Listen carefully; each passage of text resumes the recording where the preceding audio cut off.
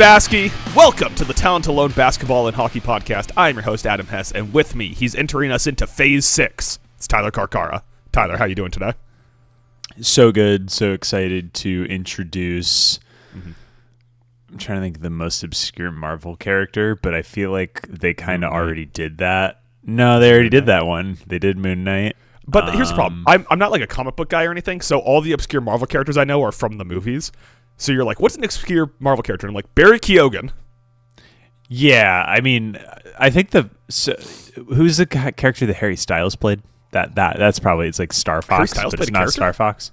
Yeah, Harry Styles is in the he's in the post-credit scene in in Eternals. Yeah, and we'll never see him ever again. You remember? He said the character Harry Styles played, and I was like, his character from Dunkirk? Is that a superhero? Do you remember when the guy from Ted Lasso played Hercules in a post-credit scene? I think that's the most forgotten one. No. I don't remember that at all. That's my point. I think that's the most forgotten, like, Marvel, like, is this anything? Maybe we're going here, post-credit scene, because Harry Styles has become the punchline. Like, when people, like, make a joke about, like, whatever random fucking character with whatever actor showing up, it's either him or, like, Charlize Theron at the end of Doctor Strange 2. But people genuinely forget that what's-his-face from Ted Lasso... Brett Goldstein did, like, a 20-second Hercules cameo. Well, I can't wait for him in Doomsday. Does he have a chair? Can't wait for him in season 5 of Ted Lasso.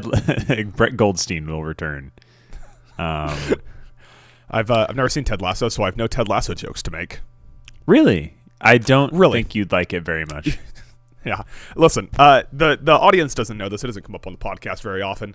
Not a TV guy. Not a TV guy, and you're a bit of a curmudgeonly asshole in real life. Yeah. You're like, no joy, no whimsy. I also think that doesn't really come through in the podcast, but I am definitely a curmudgeonly asshole. Yeah. I don't think it does. I'm on the podcast. I'm like, don't we all love sports? And then whenever people are texting me about movies, I'm like, if anyone makes me watch a happy movie again, I'm going to kill everyone I know. I've got a couple movies for you. I watched a couple movies last night that, like, I'm excited to get you for the next movie swingers round. We definitely should have talked about this beforehand because I don't want to get into deep friendship lore in the middle of this podcast. But I have some lore to drop with you once we're done here, if I remember. Hell yeah. But we are, in fact, not a friendship podcast. We are not a podcast with three virgin brothers from West Virginia. I think in a way we are a friendship podcast. in the sense of the only time we ever hang out is on this podcast and we're friends. Yeah. Yeah. But we text constantly.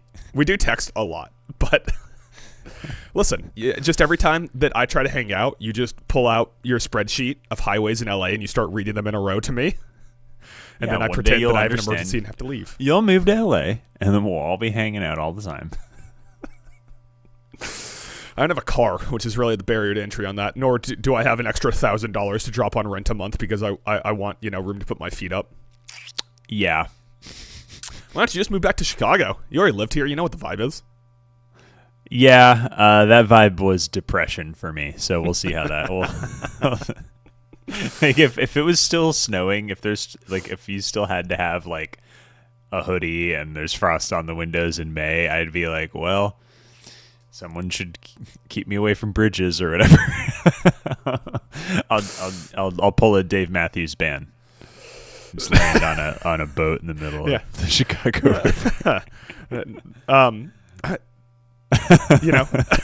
know how to transition out of that one. When you said keep me away from bridges, I had a pretty clean transition, but then Oh, as in they need to keep. I was trying to remember. I had to remember who they were playing for a second. Keep James Harden away from Michael Bridges. They're definitely not playing the Cavs. They're playing James Harden's old team, the 76ers. Oh, yeah, you're right. That's right. that shows... listen, I've been in a depression hole all week after the Magic lost. Even with the Sun?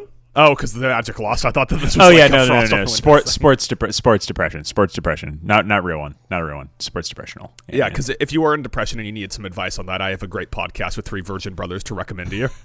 Oh yeah, I love that one. Anyways, I can't remember if I made that joke on the podcast or beforehand. This might be the most confusing first 7 minutes of this podcast ever if I didn't make that joke on the air. That would be a big record too. That's not like some bullshit.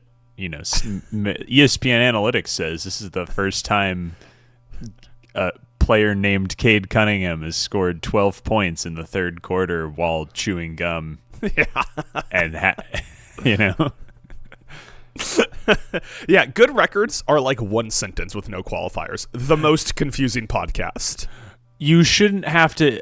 A good record, the baseline. This is the baseline for a lot of things for me, whether it's actually successful or not. Can I just explain it to my dad really easily? That's a great one. You know?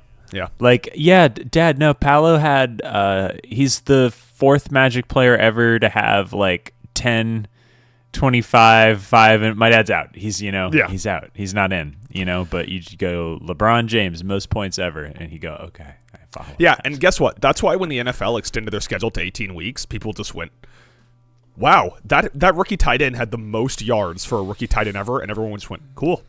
Because no one gives a shit about per game metrics in the NFL. You just said most, and then the stat, we're good to go. Yep. I love breaking records, and I love that we have an extra game to do so, and how we kind of just don't acknowledge that. And to quote The Simpsons, don't care if the MLB Network is watching me. I just want to see someone hit dingers. Yeah, I just want to see some dingers. Well, Hey, listen, you're living on the wrong side of the city, Murakami on the south side is fucking letting them fly, dude. Am I back in on the White Sox? Is Shohei Ohtani's dead to me? My new Japanese baseball friend is Munetaka Murakami. Wasn't that the guy that teams weren't going to sign because when he was playing in Japan, they didn't know if he could hit a major league fastball, and now he's like ripping like 500-foot home runs? Well, they were like, he might break the record for strikeouts. That was why they wouldn't sign him. That's why their people were scared. That's why everyone except for the White Sox were scared at him to sign. The White Sox were like that classic phrase, like the most dangerous person is someone with nothing to lose. Yeah, exactly. And hey, what's funny is he might break the single season strikeout record, but he also might hit 55 home runs. So guess what? That's all I want. You know what the problem with Shohei Ohtani is? Can't hit 55 home runs. He did do that one year. Actually, I was really betting on that he hit like 54 or 53 or something. His first two seasons with the Dodgers, he hit 54 and 55 home runs. I was really hoping that he wouldn't have hit 55. It was a gamble. Because he hit 54 home runs and had 50 stolen bases, which has never been done before. I remember that one, but I thought that it was just 50 home runs. I think that if I was an MLB player, which at some point we have to talk about basketball, I think if I was an MLB player, my entire shtick would just be stealing home. Shohei stole home against the Cubs last week. It was fucking sick. Was that in L.A. or in Chicago? It was in L.A. Claire was at the game. My wife was at the game. She told me about it, and then I went and watched it afterward. It was fucking cool as hell. It is unfortunate that baseball has the coolest jerseys. It is really unfortunate. They're the only jersey you could fashionably wear around, I think. Yeah. Like, I couldn't walk around wearing a basketball jersey unless I added like 15 pounds of muscle mass to my arms. White dude in a basketball jersey, just like walking around, if it's like t-shirt under the jersey is tough. Like even a jersey over hoodie is bad. Like I love basketball. I love basketball fans, but you guys gotta stop wearing the basketball jerseys. It ain't it. I kind of hit my point where I think I'm done buying jerseys. By the way, one time on one of these podcasts, someone commented bitching and moaning that we spend too much time at the start talking. Well, maybe listen to a different podcast, okay? Yeah. I have a great podcast with three virgin brothers to recommend to you. Yeah, they get right into it. Famously, they get right into it. Famously. But my most recent jerseys are a Timberwolves Karl Anthony Towns rookie jersey. And I'll give you one guess, and then we will start talking about basketball. I'll give you one guess what my most recent football jersey is. I know it's not Jaden Daniels. Oh, I know who it is. I know who it is. It's what's his face? The Chase Young. Yeah. Have we talked about this before, or did you just guess that off the cuff? I think I've seen you wear it. I don't think I've worn it. Have I worn that? I can't remember the last time I wore that. If I wore that, that'd be sick. I feel like maybe we've had the conversation then. One time back before we were friends, you and I made a bet about the 49ers in the playoffs. And so I do still have sitting around a Russell Wilson Denver Broncos shirtsy. That's right. If that counts. That I wore every Sunday for a year. That was funny. That was funny. By the way, thank you for Mike doing lost that. Yeah, of course. We should. I don't even remember what the bet was for. Was it? It was something about 49ers Cowboys, I think. Wasn't it? I thought it was like about Kirk Cousins. No, it was a playoff game. It might have been about Dak Prescott, who is, in your opinion, the Kirk Cousins of Dallas. Yeah, that's what it was. It was about Dak Prescott. So Mike lost a bet during our draft stream, where now I get to pick the shirt he wears for every podcast for the next football season. I have some ideas, and I don't want to spoil them, but one that I haven't yet ruled out but is lagging behind is just the Tyrese Halliburton doing the choke sign on a shirt. That's pretty good. That one's pretty good. I think he just doesn't care about the Knicks enough to make that hurt. That's my thing. You know? Yeah, the Knicks are his third. In the same way that Andrew, yeah. The Knicks will win their Andrew will text us about like the Buffalo Sabres having like a good line shift. And the Knicks will not text us, hey, go Knicks, until they win the playoff series. Yeah, that they win 4 games in a row by 35 points, and he's like, hey man, you hear about this Buffalo lacrosse deal going on? Yeah, exactly. Yeah. But basketball. So we simple gimmick this week. Nothing as complicated as we've done in the past. We're just gonna go through all the series up to this point and discuss what we learned from them. We'll start with the first round series, and then we'll go through the second round series, all of which have played 2 games. We have tonight Knicks Sixers, Timberwolves Spurs, game 3 apiece. But before we get there, we're going to go through all the first round series, and I will let you pick if you want to start in the East or the West. I think we should start in the West because I don't want to talk about the East. All right, there you go. So we'll start with the 1-8 seed matchup, Thunder versus the Suns. Thunder won that series 4-0, as I'm sure everyone listening to this podcast knows at this point. Tyler, what'd you learn from the series? I learned maybe don't trade for Kevin Durant, or a good season for you will be getting swept by the Thunder and Dylan Brooks hits a couple shots. Yeah, I can't wait to find out what you learned from the Rocket series. don't spoil my bit, Adam, okay? God damn, Jesus. Man. So play in the space with me. What you learned is Brothers. That what you should do is trade away Kevin Durant 8 years ago. That's what you learned. Yeah. Yeah. This is the trade. This do not trade for. Trade him away. And every team should take that lesson. Yeah, into this offseason. And the Rockets should take that lesson too. Yeah. Did the Suns get any picks in the Durant trade, or they get Jalen Green and Dylan Brooks and a pat on the back? They had to have gotten a pick, I feel like. Or maybe it was one of those things, was it one of those things where the Rockets had one of their picks for whatever reason, so they got it back? Oh my God, I forgot it was a 7-team deal. Isn't it so embarrassing when a team gets their pick back? When they trade away their pick and they get it back? The Bucks are basically, they're like, well, we got to figure out how to trade Giannis to Atlanta or Portland because those are the teams with our picks. Yeah, that's so fucked up. Here, let me go ahead and read you. Yeah, break it out. What every team got in this trade, this 7-team Kevin Durant trade. I remember that because it was reported as a 3-team, and then like 4 days later, just kept getting added. Teams just kept getting added. I forgot the Timberwolves were involved in this. So the Rockets got Kevin Durant and Clint Capella. I thought they got Okogie through that, but I guess not. The Suns got Jalen Green, Dylan Brooks, the number 10 pick in the draft, which turned into Malawach, the number 31 pick in the draft, which turned into Fleming, the number 41 pick in the draft, which turned into Kobe Brie, Daquan Plowden, a 2026 second and a 2032 second.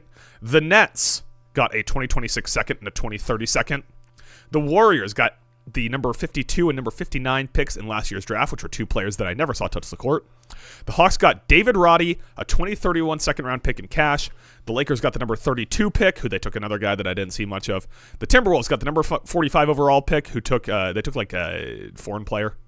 The 2026 second, a 2032 second, last 26 and 32 seconds, and cash. So the Suns got 1, 2, 3, 4, 5 picks, 1 in the first round. Jalen Green and Dylan Brooks. Well, 1 in the first round is kind of the bar for me there. I'm done mentioning second round picks. That is a great. Can we do that on this podcast for the rest of the time we're doing this podcast together? If there's a trade, I don't want to know that there were second round picks. Yeah, I don't care. At the end, we'll just say swing me other either things. way. Yeah. If a team's like, "Will we added 5 extra second round picks?" I wouldn't be like, "Oh no, why do you do that?" Okay, like you just remember when you were like, "Oh, and then here's who all the second round picks turned into, and none of them played at all." Yeah. Like, oh, okay. There's one Jokic. The NBA second round is like maybe you'll get like like a Tyus Jones level player. Who when they're 24, you're like, oh, that guy, second rounder, maybe he turned into something. Okay, here is I've just pulled up a list of the best second round picks since the year 2000. The year 2000. Jalen Brunson, who obviously didn't become Jalen Brunson until he was on a second team. Nikola Jokic, Draymond Green, Chris Middleton, Carlos Boozer, Gilbert Arenas. So that's 1, 2, 3, 4, 5, 6 picks in the second round. And yet every year, like, teams will trade for 6 second rounders and none of them will be even a... Yeah, it'd be like in the NFL if you were like, well, we did get like a 4th round quarterback every year. So like... We trade for a 7th round pick to try to get Brock Purdy. Yeah, we drafted a quarterback with Mr. Irrelevant every year, and you're like, okay, I guess one of those will hit every 30 years or so. Yeah. Yeah. Anyway, looking forward to seeing what's his face on Carson Beck on the Steelers or whatever. Or no, it's Drew Aller. Drew Aller on the Steelers, Carson Beck on the Cardinals, who might actually get snaps. Yeah. Who has more snaps this year, Mendoza or Carson Beck? Carson Beck. Well, Mendoza has Kirk Cousins to deal with. Yeah, Kirk Cousins is ahead of Mendoza. There's no fucking way. Mendoza's not going to see the field this year. Well, you said Mendoza's getting more snaps this year than Carson Beck. No, I said Carson Beck, didn't I? I meant Carson Beck. If I said Mendoza, I meant Carson Beck. Yeah. Okay. And Carson Beck, he's already 30. He's already a veteran. Yeah, exactly. Like Brandon Whedon. Although I think somehow Brandon Whedon's cooler than Fernando Mendoza. Is that possible? Oh, with Carson Beck. Why can't I remember? Was he in the military? No, is that why he was so old? Why was he so old? Played baseball. Brandon Whedon. Oh, then yeah, he's way cooler because he played for the Yankees. Two sport athlete. Yeah, that just automatically makes you cooler. Yeah, when you think of you could be bad athletes, at both you those think sports. Brandon Whedon and Bo Jackson.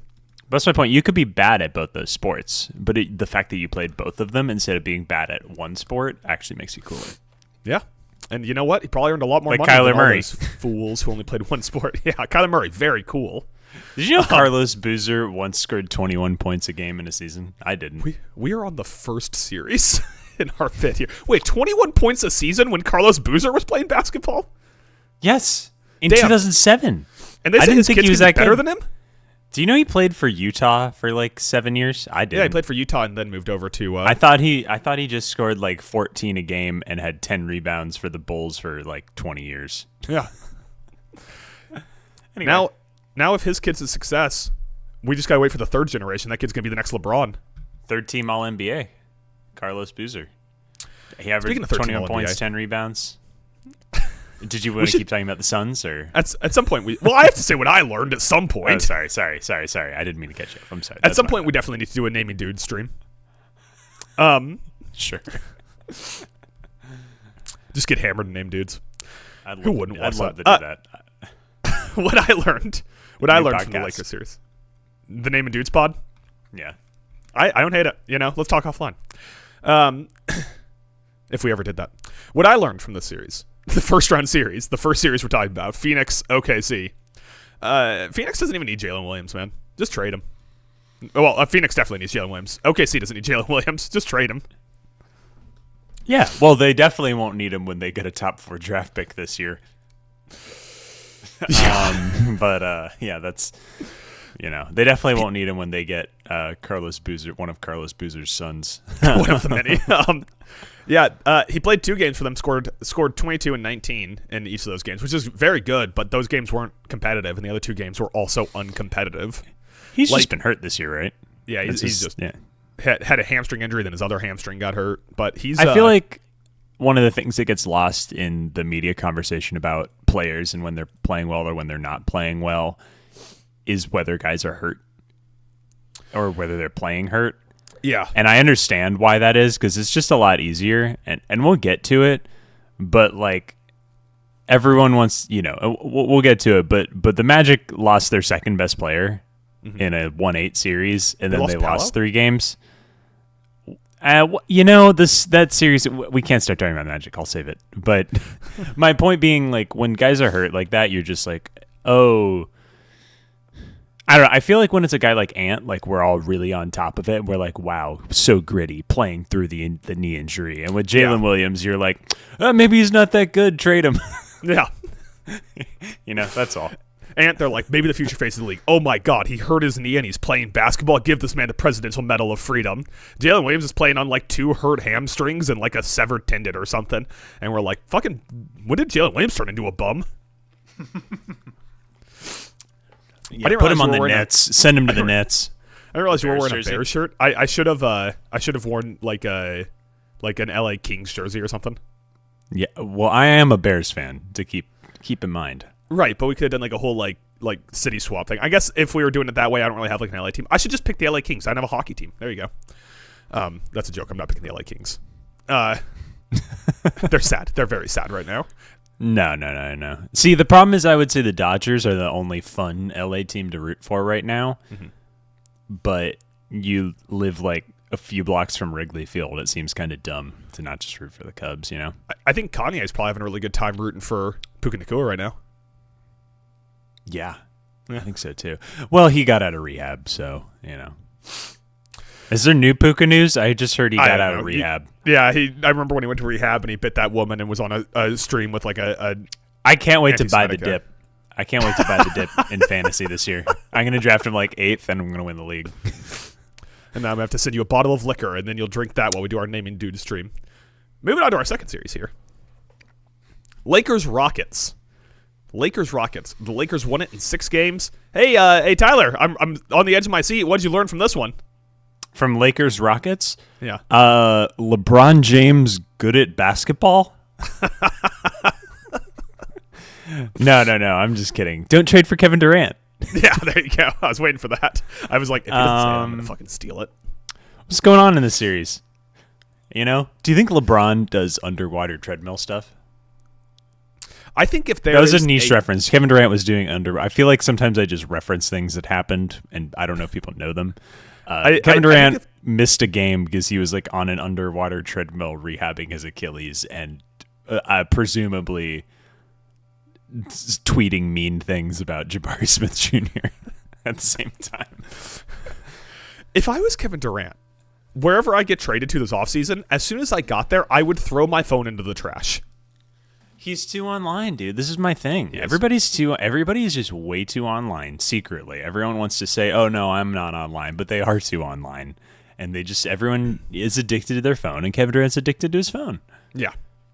Yeah, Kevin Durant, being as famous as Kevin Durant is, like, I have 2 group chats that I actively participate in. He probably has 30. Like, think of all the group chats Kevin Durant's in. Yeah. Like, Kevin Durant's probably still in, like, an active OKC group chat with, like, James Harden, Russell Westbrook, and Serge Ibaka. Yeah, I mean, I can't imagine how sad that group chat is. Like, if you're the Rockets, what do you do, man? Like, what? You got to trade Durant, but for what? And to who? Well, yeah, because the thing I learned from this series is that if you want to win in the NBA, you need shooting. Yeah. And, well, as we've learned in many series, I mean, good point. And that's the funny thing is, like, okay, your move is trade Kevin Durant, but if you trade Kevin Durant, you are trading the one guy on your team who can shoot. Yeah, and maybe you lie to yourself. Also, the other thing I learned is that, hey, Ime Udoka can't be like an aggro dick and also a bad coach. Like, you got to pick one or the other. Yep. But if you just talking about who was hitting shots for the Rockets during the season, it was like Durant and kind of Reed Sheppard, and that's it. Yeah.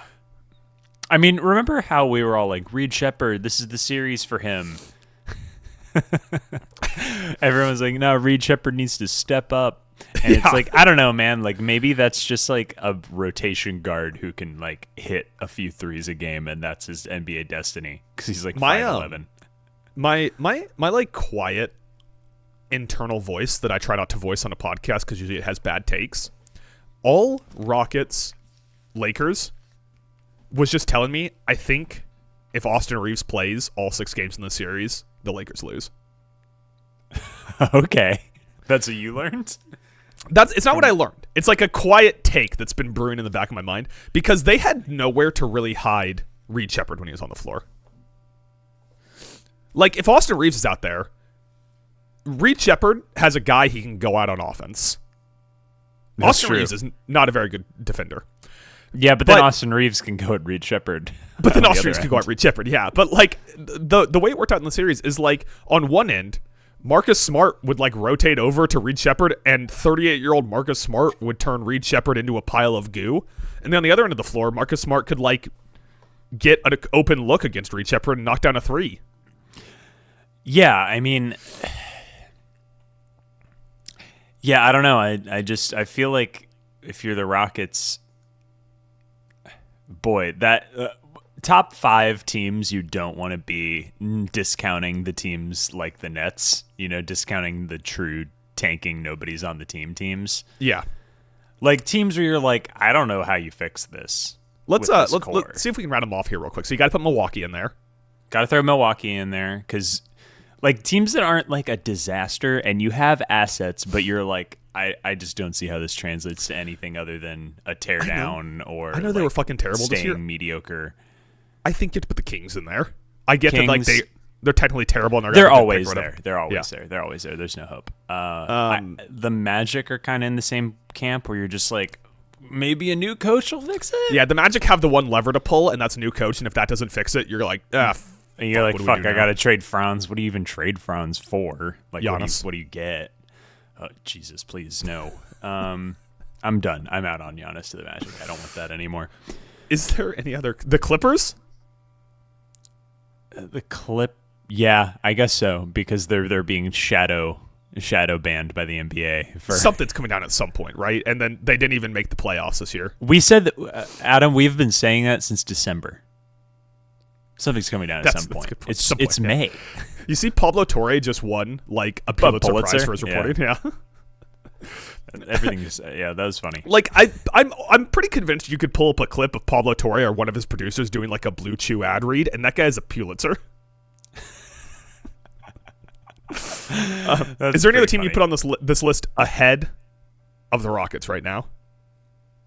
In terms of like, I mean, there are teams that are worse and will stay worse than them. Right. But they don't have hope. Yeah. Like even the Pelicans, who don't have their own pick this year, have hope. They did trade away a lottery pick. Yeah. And Jeremiah Fears was good and Derek Queen was good, but neither one of them were good at the same time. Who did they trade that pick to again? Atlanta? It's Atlanta. Yeah, I think it's Atlanta. I think that was that for the Chicago DeJounte Murray trade?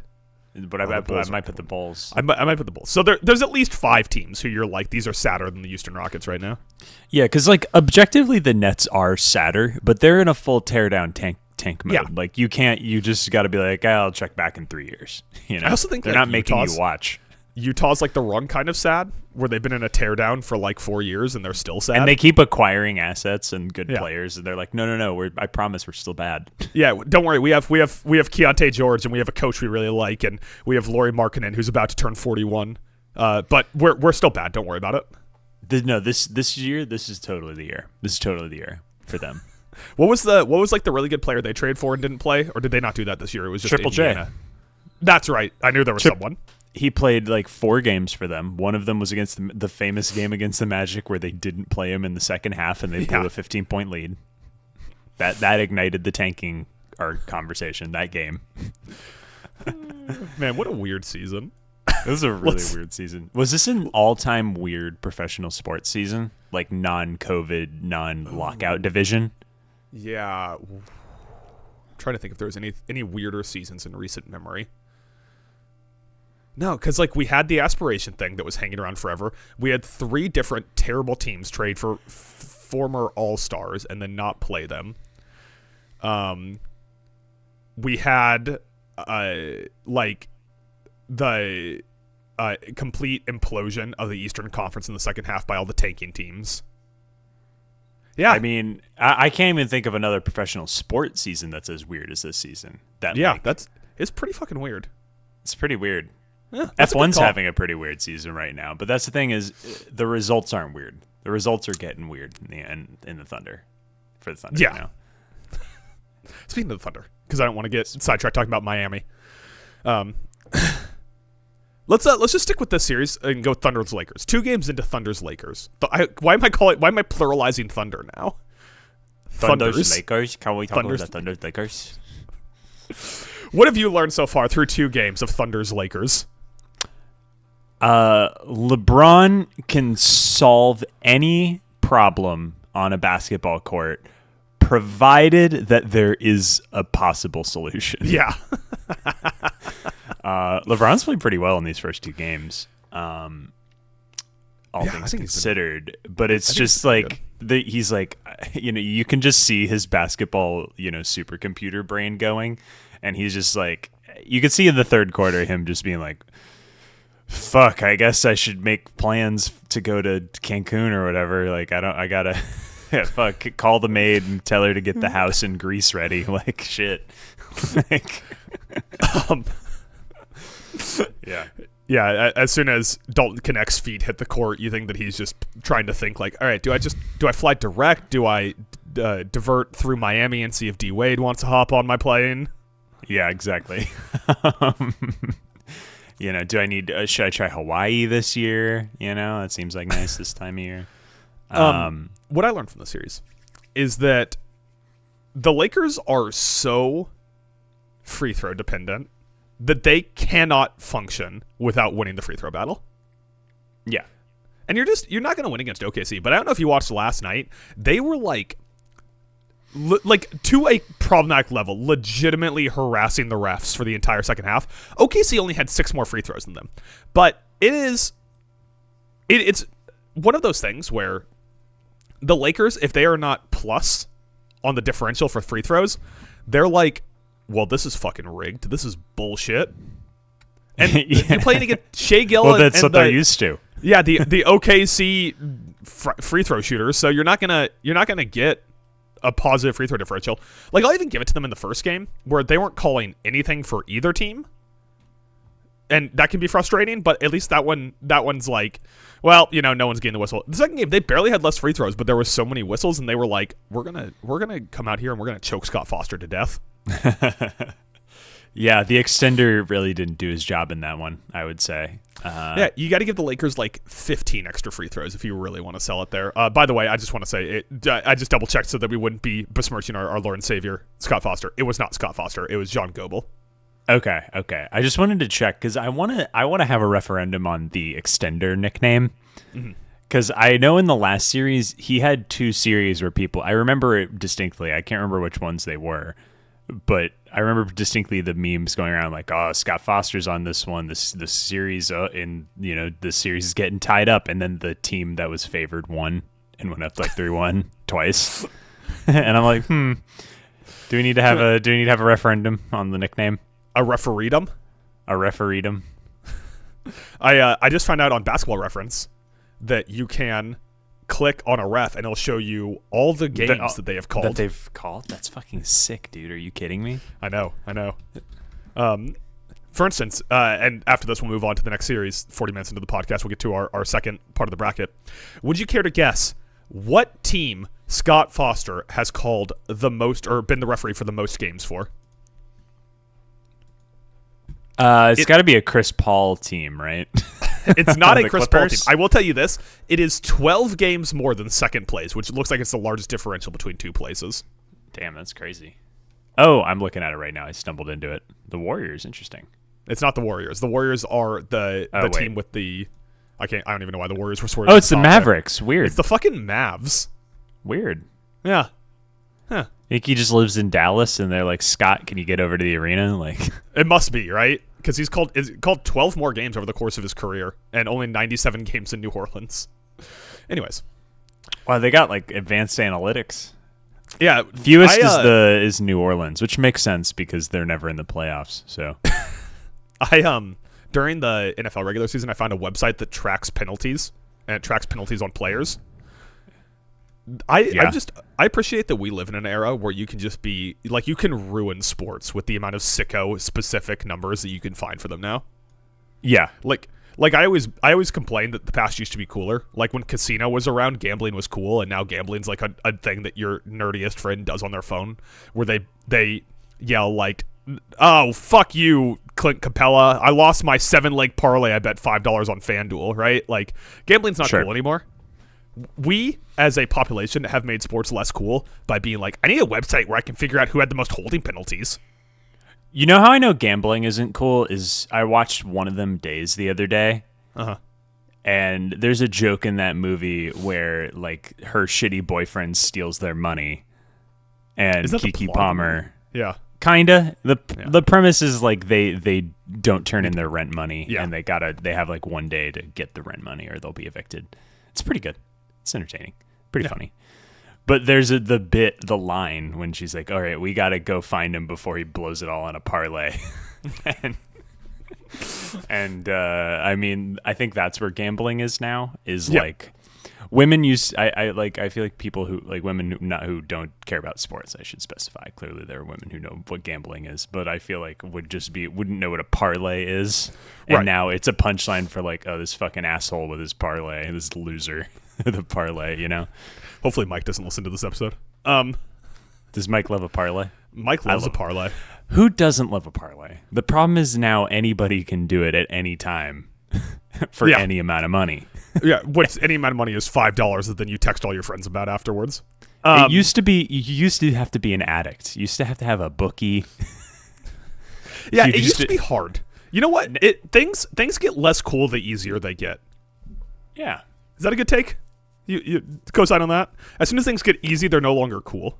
Yeah. It's like movies. Movies are no longer as cool to make because you don't have to like use a chemical reaction to capture light, and like you don't have to. Or even like now, like if you're on any production with any unions, there's no part of you that is ever having to like duck into a hallway to dodge the cops because you didn't sign up for any permits. Yeah, exactly. Have you seen the movie To Live and Die in L.A.? All the stuff they shoot at the airport in that movie, totally illegal. They just were like, all right, run. Same thing with Heat. Yeah. That'd be crazy if that was Heat. They're on like the LAX they're on runway. The tarmac. Dude. Yeah. That movie Nuggets Timberwolves is the 90s, so it's pre-9/11. They could get away with it. Yeah. Just go out there. Oh, that's Robert De Niro smoking a cigarette. Just laying on the next runway over. I watched this movie last night, this Spanish movie called Women on the Verge of a Nervous Breakdown. Really good movie. Yeah. But at the end of the movie, a gun goes off in an airport terminal, and everyone like ducks and covers and everyone freaks out. But then the police grab the perpetrator who fired the gun off, and they pull her away. And then everyone just turns around and goes back to what they're doing. I'm like, this is 1988 shit I've ever seen. Good bit. Nuggets Timberwolves. Nuggets Wolves. I am definitely have to timestamp individual series when we talk about them here, just to see send you a picture. You're just gonna have to cut out everything out. You're gonna have to cut all that bullshit out. Timberwolves win it in 6. What did you learn from this series? What did I learn from this series? Don't piss off Jaden McDaniels. The Nuggets run is over. That's what I learned. Sorry to my Nuggets friends, of which I have a few now, weirdly enough. It's hard to argue anything else with the result of the series. I mean, I would say the Nuggets had no chance of winning the finals this year. Like, I don't think that anyone in the West... Based on the way the series went, yeah. Well, basically because they lost in the first round, they definitely don't have a chance. Yeah. Well, yeah. Well, I guess... They were the third favorite to come out of the West, but like, did you see them beating San Antonio and OKC? Because I sure didn't. I really didn't either. They're in a tier above the Rockets and the Magic in the sense that they have one of the 5 best players in the world. Yeah. But like, so I guess you have that lever to pull better more than other teams. But like, they're how can you bet on Aaron Gordon being healthy at any point in the future moving forward? You know, Jamal Murray. He just got erased in this series. You know. Yeah. Not a good Jamal Murray series.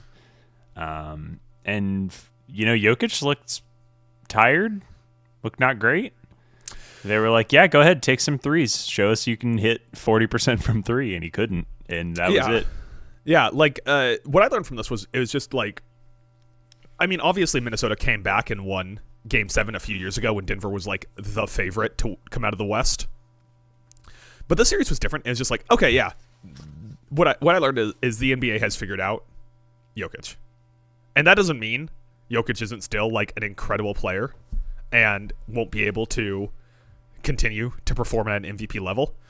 But when a team is singularly focused on saying, if we take that guy out, they got nothing else because this team isn't constructed to have... Like, if you could put one person on Jokic and take him out of the game and one person on Jamal Murray and take him out of the game, which I understand is not a massive amount of teams, but I can think of at least 3 in the West that can do it, and they're not getting through them, that means. Then, like, there's just not, like, a third option, especially with Aaron Gordon being hurt, but that's not even an excuse for this one, because, like, Ant was hurt. Io was out for the final few games. Dante DiVincenzo tears his Achilles. And people will tell you slow-mo, but every time slow-mo checked in, it was bad news for me as a Timberwolves fan. But, like, unless Jokic somehow, like, turns in, like, completely recomps his entire body and has, like, a LeBron offseason and comes back and can just fly up and down the court, there's just not enough elements to what this team can do that teams aren't expecting. They've seen too much tape on what this team is. Now, to be fair, the Wolves are basically constructed entirely to be... Yes. To kill the Nuggets, to be fair. Not every team. Well, you're like, oh, they figured out Jokic. You just have to have Rudy Gobert. Like, it's like, but here's not, the problem, right? They still like, won 50-something games. I get that not every really good defensive big man is going to have the career Rudy Gobert did. Rudy Gobert takes exceptional care of his body. He's not just big. He's strong. Rudy Gobert is a special talent.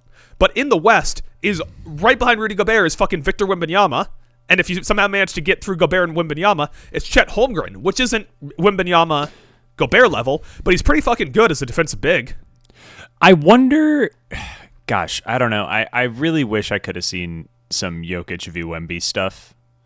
Just because, yeah, Wemby's going to have more blocks, but the thing about Rudy is how dense he is. Like, Jokic would try and back him down or move around him, and just it was like trying to back down a brick wall. He couldn't do it.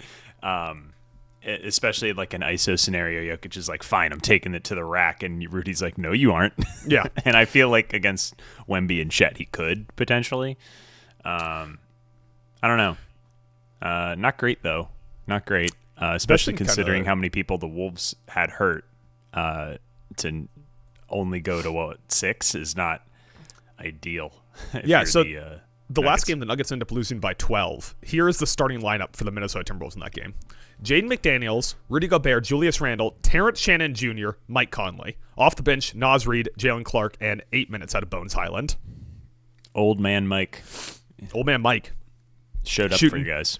Shooting 25% from 3. He's got no legs. That's my dad's favorite thing to say when he sees an old guy fighting. He's like, he's got no legs. His legs are gone. That's what he called me. My dad called me after the Mike Tyson Jake Paul fight, and he was like, I knew Mike Tyson didn't have a chance when he walked out. He's got no legs.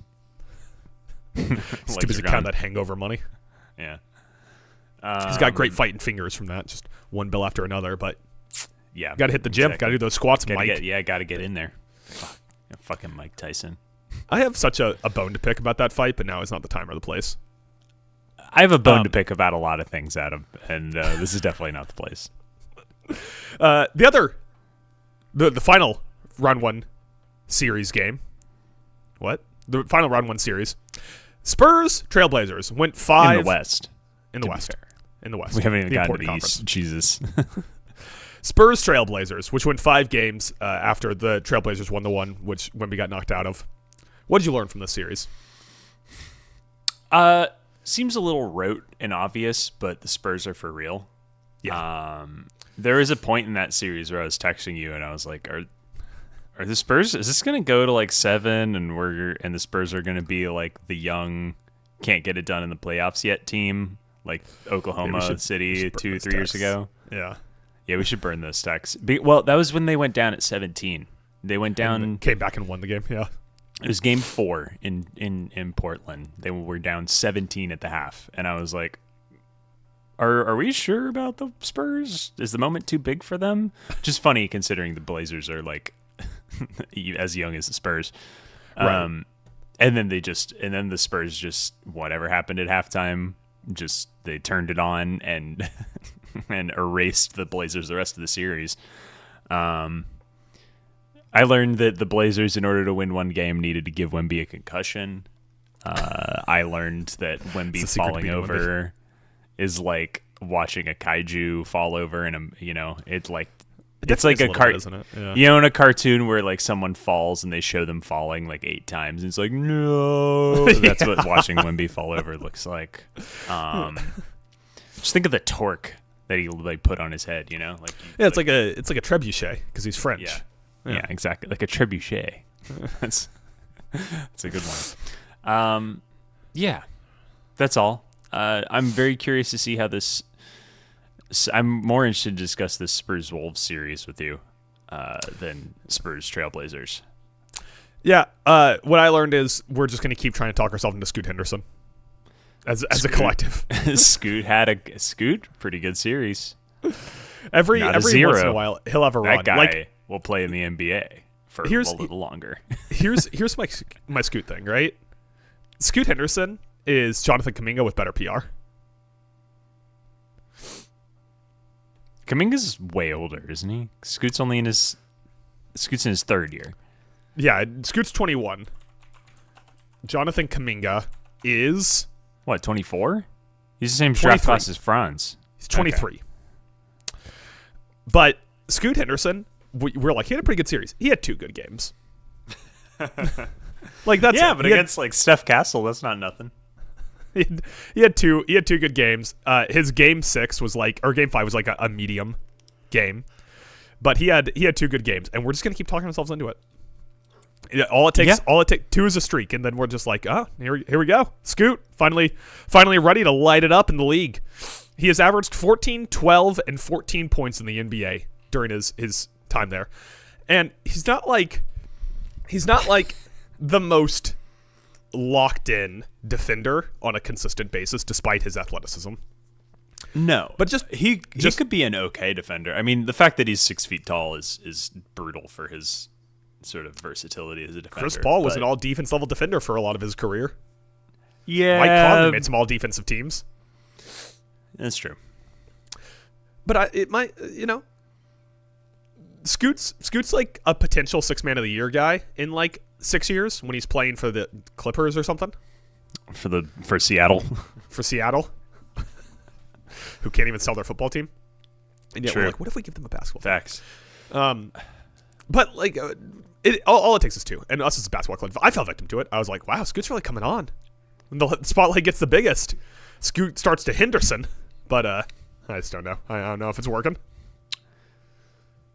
I'm still in. By the way, his legal name, Sterling Henderson.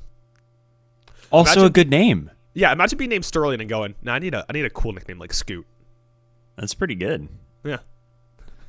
They start calling him Sterling.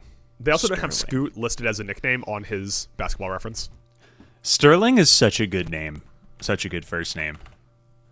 Okay, so the only other one I can find that's like that is Magic Johnson, who they have, like if you search him, it's listed as Magic, even though his name's obviously Irving. But they have Magic listed as a nickname. They do not have Scoot listed as a nickname for Scoot. I mean, you got to go pretty far into Tiger's Wikipedia page to find Tiger Woods' real name. Yeah, we had this conversation last pod, I think. I think we did. We got to stop having the same conversations and talk about Wolves Spurs. Wolves Spurs currently tied 1-1 heading in to late tip tonight, 8:30, because they hate me and they want me to be up until 6:30 way my past time. Yeah, it's nice to watch the late game and then go, hey, you guys want to go out for a late dinner? Yep. But Spurs Wolves. What have you learned so far from the series? I've learned nothing. I have no idea where this series is going, dude. I have no clue. I have learned that the Wolves need Anthony Edwards back, and that this series might go a long way, or based on game 2, game 1 was a fluke. I'm really lost. I have no idea what's going to happen in this one. Yeah, I know that's not what I'm supposed to do as a have you're supposed to have takes. You just gotta rip off takes. But I've got no idea, dude. Yeah, I have kind of like a fear thing I learned, which is just that we, as a team, the Minnesota Timberwolves, cannot rely on Victor Wembanyama and De'Aaron Fox to combine to go 6 for 13 from 3 or whatever they went. Because basically, game 2, the team hit more threes and it wasn't even competitive. Game 1, they missed everything and the Wolves narrowly pulled out a win. By the slimmest margin. So the difference between the Wolves and the Spurs is the Wolves are slightly better than the Spurs on the Spurs' worst possible shooting day. Now, with the qualifier of Ayo Dosunmu finally played in the last game, but he was obviously not healthy and was on a heavy minutes restriction. So it's still like the starting lineup that I read to you before: Gobert, Randall, Terrence Shannon, Jaden McDaniels, Mike Conley, with Edwards off the bench, Nasri, Jalen Clark, and Ayo Dosunmu as your real bench minutes guys. So maybe a healthy Wolves team is more competitive here, but yeah, it's just if the Spurs are going to hit shots, the Timberwolves have no chance in the series. All right, well, that's a bummer for you. Isn't it a bummer when the playoffs turn out exactly like you expect? Yeah, we're going to get and it's going to get Thunder Spurs, Wolves Thunder Spurs in the Western Conference Finals. Yeah, and the Eastern Conference, we're going to get Cavs, Pistons, Knicks. Pistons. The Cavs are down 2 games, so. Oh, that's the series. That's all. That's the current series. Yeah. You have a blank spot in your brain for the Cavaliers.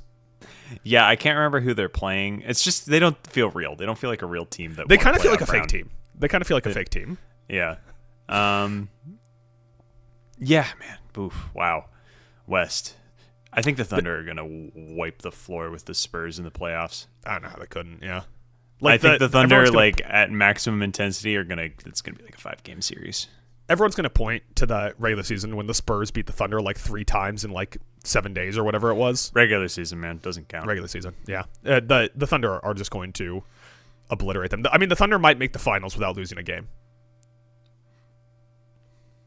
Pretty good. Has that ever happened before?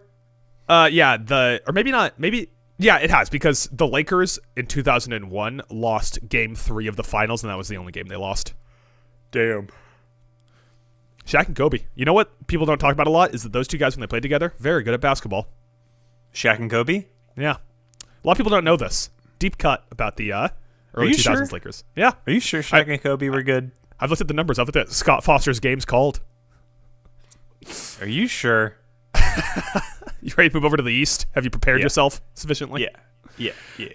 We'll just get it out of the way. Pistons Magic. Pistons win it in 7. What did you learn from the series? That when you lose one of your 2 players who can play well on offense, that your offense becomes quite poor. That's what I learned.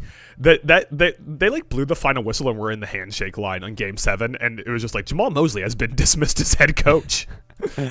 Yeah, that they're just well, unless we have both guys who can just do the offense is always the offense with Franz out is Paolo, do something, and the offense with Franz in is Franz and Paolo, do something. But at least there's 2 guys, and as soon as one of those guys is out, they're Tristan Da Silva 20-footers, contested 20-footers, and it's just so bad, man. Do you think Jamal Mosley had on a Jose Altuve buzzer on his chest that it was just going to buzz if he was fired? Yeah. So as soon as the final whistle blew, it just started. We'll just ring down. Yeah, we'll just ring down from the fucking the conversation. Terrible family, the secretly terrible family that runs the Magic. Yeah, not great. Just sell the Magic to Disney at this point. They really should.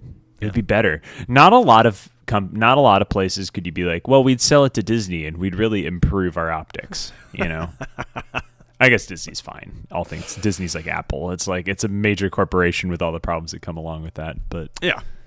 Although Apple's problems are just that it was built on one Megalomaniac, and Disney has like an unbroken series of Megalomaniacs. So it's true. Well, unbroken and then returning series of Megalomaniacs. You know, yeah. Which Apple also had the returning Megalomaniac. Isn't that fun? The second the second Iger stint really was the Jordan Wizards, dude. You're like, that is such the a goat. Great call. He's back. Yeah. Oh my god! Yeah, it's like it's definitely the same guy, but it's definitely the same guy. But is he going to win a playoff round? Probably not. Yeah. He's gonna put out fucking Fantastic Four, the first steps or whatever. Yeah, not great, Jim. Hey, Moana live action is gonna make a shitload of money though. Is it? How could it not? Fucking all of them have. Like, have any of them lost money? They all make like $500 million. I feel like minimum. This is the one that's going to tank the live action remake. I hope so. I saw the only one of them I've seen is Lion King 2. Or the prequel. Yeah. Lion King Mufasa. I know it's going to make so much money. I know that Moana's going to make so much money. That's the thing that pisses me off more. You know, I don't people's takes on movies don't upset me anymore like they would when I was 18, unless it's Star Wars. If you have a bad Star Wars take, I'll get upset. That's the one. I'm going to rank Mando as my favorite. You know, I'm like, you know, people like what they like. It is what it is. I just enjoy what I enjoy. But when I'm talking to people, nothing makes me irrationally angry other than Star Wars. Like people being like, well, I'm really excited to see the live action remake. And I'm like, do you not want to watch the animated one anymore? And they're like, no, but this one's new. And I'm just like, what are I saw the How to Train Your Dragon remake. That's the other one I saw. So I've seen 2 of them. I refuse to watch that one because I love the first movie. Yeah, you're big on I'm not doing it. I'm not watching it. I'll just watch the animated one. I feel like it's part and parcel with people who feel like animation is not real art. You know, they're like, well, it's not a real movie until it's live action. You know? In those people's defense, it's not real art, so that does make a lot of sense. I'm just kidding. I'm just kidding. I was just trying to get a reaction out of you. What is that? I hear the entire DreamWorks office is coming for you. Yeah, and they're led by Mike Regan. That says Adam Hess, not dead to Los Angeles. It's the one industry still in LA. Imagine me and Mike just potting about the NBA because you got murdered by Pixar workers. Yeah, I can't wait to figure out who's pitching show ideas there. Adam, quick, turn around. Miyazaki's behind you with a samurai sword. Wow, because he's Japanese, he has to have a samurai sword. Isn't there a story about him and a samurai sword and Jeffrey Katzenberg? That those 3 elements you just put together. If there's not a story, you should write a book with that as the story. And no. Especially if it's a cursed sword. Oh my god! If Miyazaki had a cursed sword, we have to keep going, so I don't have time to Google it. But the story is something to the nature of when they were releasing one of the Ghibli movies in the United States. Jeffrey Katzenberg was like, because he still worked at Disney at the time, was like, I need to cut all this stuff out of the movie. And Miyazaki, like, sent him a samurai sword as, like, a threat. The threat was like, he sent him a samurai sword. He's like, you better not cut anything out of my movie. See, even animation used to be cooler. Yeah. Now, it's just a bunch of dorks who are like, how can we make 3D CG of Up? Anyways, Piston Magic. What I learned from this is that math is actually fake. The Game 6 comeback. He didn't send it to Jeffrey Katzenberg. He sent it to Harvey Weinstein. Oh, see, we can all get behind that then. That works for me. He said he sent him a samurai sword with 1 card, and it just said no cuts. That's fucking sick, dude. And what's crazy is after that, Harvey Weinstein sexually harassed that sword for the next 25 years, and no one talked about it. It was for Princess Mononoke. I heard Harvey Weinstein sexually harassed Princess Mononoke for 25 years. What did he want to cut out of that movie? Like, what is there to cut out of Princess Mononoke? Anyways. Math is fake. That's what I learned from Pistons Magic. Because the Game 6 comeback, how long did the Magic end up going in total without a field goal? 1 hour of real time.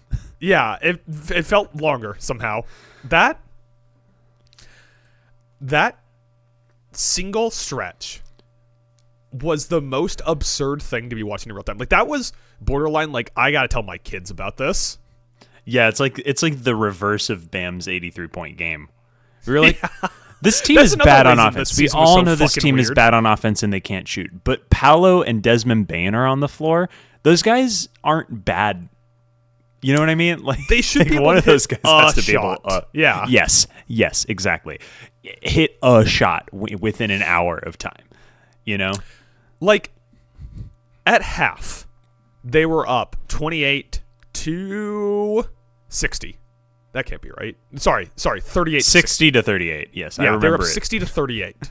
60 to 38. And they lost the game, scoring 19 points in the second half. They lost it by 14 points. Like, the amount of missed shots in a row was so statistically improbable that I don't think we'll ever see something like that replicated. Well, then we should keep Jamal Mosley because he basically won that series. It's just a statistical improbability, you know? Should have coached him not to miss all those shots, you know? You know what's fucked up? The Magic could have won every series they've played in the last 3 years. They went to 7 against the Cavs 2 years ago. They went to 6 against the Celtics last year. They went to 7 against the Pistons this year. Yeah, it's needed Tatum to tear his Achilles early. Yeah, exactly. Speaking of Tatum. Fucking Jason Tatum. Let's talk about the Knicks-Hawks. Knicks-Hawks, a series I sort of forgot happened. The Knicks win it in 6. What did you learn from this one? I don't piss the Knicks off, I guess. The Christ, series was like pretty entertaining, and then the last 2 games, the Knicks were like, "Oh, this is the playoffs," and then they won by so much in both those games is crazy. Yeah, the margin of victory in the first 3 games of the series: 113 to 102 Knicks, 106-107 Hawks on the CJ McCollum shot, 108-109 Hawks on the CJ McCollum shot. 114-48, not close, but respectable. 126-97, okay, now we're getting a little extreme. 140-89, and that 140-89 does not represent how lopsided that game was. How did the Hawks just roll over like that? That was crazy. Yeah, less how the Hawks roll over like that as Mikal Bridges was found in a ditch somewhere, dusted off, and put back on a basketball court and just started hitting shots. And OG Anunoby, who is apparently just the new playoff Jimmy Butler. I guess so. Yeah. What I learned from the series is that OJ Anunoby is apparently the new playoff Jimmy Butler. No, I'm just kidding. Karl Anthony Towns, good basketball player. Playoff Jimmy Butler? Oh. That would be ironic because Jimmy Butler stole his girl. Cat good at basketball. There are a lot of guys like that where you're like, everyone just sort of takes for granted. They're like, well, that guy, he's like a problem or whatever. And then he has a good game. People are like, shit, I forgot he's good. That's like Karl Cat. Anthony Towns. Yeah. It's like anyone in that range, like that 10 to 20 range in the NBA, like for best players, where you're like, God, I wish they were better. Is I wish they were like one notch better players. I really wanted to come out of a playoff series at some point with like a Jalen Brunson sucks take because I'm old enough to remember the Isaiah Thomas run where we were all like, Isaiah Thomas is an all NBA player, and then like he had one injury and wasn't like a top percentile athlete anymore, and I was like, I don't know, he sucks. But Jalen Brunson's never been like a top percentile athlete. He just kind of ping pongs off people and hits threes. I just can't do it, man. Year after year, Jalen Brunson continues to be a top 5 guard. It's crazy. No one's got the touch like Brunson, you know? Dude can hit a floater. Is that a line from something? No. You got the touch. Got the powers. Was that song about Jalen Brunson? Yeah. I didn't realize that. Yeah. Do you think if you could be any one NBA player right now, is there an argument that you would want to be Jalen Brunson? Because you're the Knicks guy? I misunderstood the question. I thought you were saying, like, who is the player that I am most physically close to being like? No. Yeah. If you could have the life of one NBA player. Brunson seems like you're not like... You're recognizable in New York. Like, a lot of people recognize you on the street. But you're not, like, LeBron famous. But you are, like, eat free in any bar in New York forever. Yeah, you go into any bar in New York and you don't have to pay for a drink, which is crazy because you... But, like, also the other side of that is, like, Brunson's always been a little underpaid. Is there anyone... Like, DeAndre Ayton? Although no one's giving DeAndre Ayton free drinks. What city is giving DeAndre Ayton free drinks? People are going to be like, fucking DeAndre Ayton's here. That's my point. Jalen Brunson's beloved, but he's, like, a notch below the top tier guys where it's like... Like Steph can't go into public. Jalen Brunson could go into public in like Minnesota and he'd be fine. Yes. Steph Curry plays on a second-tier PGA tournament, and it's like a front-page headline. Yeah. You know? Like, if Jalen Brunson went to, like, the U.S. Open and sat courtside, would he be... How many people would you have to go through before they were like, and Jalen Brunson's here? Yeah, it'd be minimum day 3, even if he was frontline the whole time. Because that's the thing. Sports athletes, way less famous than we think they are. Yeah. They're actually not the most, except for the super famous ones. So if you're a tier below that, where you're like, if you're a sports person, he's very famous. But he's not regular person famous. Yeah, and like even when you talk about like New York celebrities, like you wouldn't want to be anyone on the Yankees because they keep losing. Maybe you would say Aaron Judge, but then you're also like a 6'8" behemoth who gets noticed everywhere. You definitely don't want to be on the Mets. Definitely don't want to be on the Mets. You don't want to be on either of the football teams. That's bad. That's bad news, Bears. No, the Bears play in Chicago. So right. Anyway, moving on from my dumb hypothetical. Yeah. Why were we talking about Knicks Hawks? That's not the series we were supposed to be talking about. We're supposed to be talking about Cavs Raptors. I somehow skipped Cavs Raptors. I pulled a U and just skipped over Cavs. Let's save Cavs Raptors for the end. Let's give them some due respect for how we're saving them for the end, for sure. Yeah. Let's go Celtics 76ers.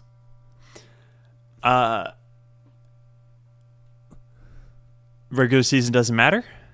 Oh, that is such a good that's such a good thing to learn from this one. That's so good. I'm so jealous of that. That is a great take. Holy shit. Like maybe Hugo Gonzalez is a guy you can't play in the playoffs. Like maybe he's not that good actually. Help me start now. You just completely out on Luka Garza minutes. Yeah, at a certain point, your Neemias Queta is going to catch up with you. You know, his legs are so long. Can I quickly have a conversation with all Celtics fans? Do you mind? Yeah. Hey, Luka Garza's not good. You can enjoy his minutes during the regular season. Those were a lot of fun, you know.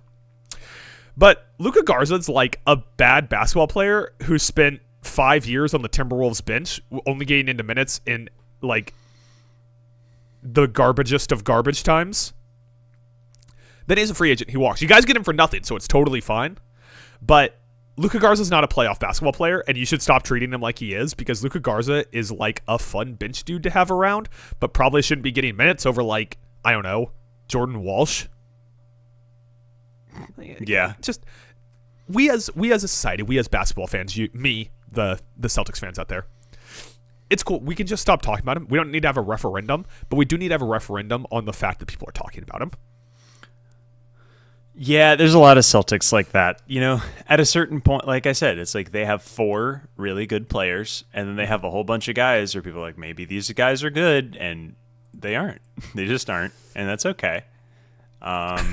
You know, I watched Baylor Shireman hit 15 threes in a game in the final game of the year when he annihilated the Magic. Do you remember that? Yes, I do. And see, that's the fun part about these guys. Like, these are the guys that when you watch the team, it's a lot of fun to be like, oh my God, Baylor Shireman went off tonight. Oh my God, Neemias Queta is playing shutdown defense. But that's fun from like a league pass small market perspective, where you're like, hey, you remember Gorgie Dang? And like all the Minnesota Timberwolves are like, oh my God, yeah, that guy had the weirdest shot. I loved him. But like when it comes to playoff time, and the problem is that the entire media conglomerate of the NBA is Boston Celtics fans. It's so crazy. Why is everyone from Boston? I don't know. It's because it's Barstool and The Ringer, and they hired all their buddies. I get why everyone's from New York. That's just statistically the most likely place to be from. Right. Yeah. But when you're like in the postseason, like you're relying on guys like, I mean, even Vucevic, who was like a trade deadline asset, but like no name guys like Neemias Queta, Luka Garza, Ron Harper, Hugo Gonzalez getting minutes, Jordan Walsh, Baylor Shireman. Like, it's just not going to happen with those guys. And it almost did. You were up 3-1 and you lost the series, but I think that's more indicative of how the rest of the team kind of fell to tatters. Yeah, I mean, Tatum got hurt. This is another one where we're just ignoring the fact that one of their best players did not play in Game 7, but, you know. And had an Achilles tear last year that we were like, it's a miracle he came back. Maybe he should have cooked a little bit longer on the rehab train.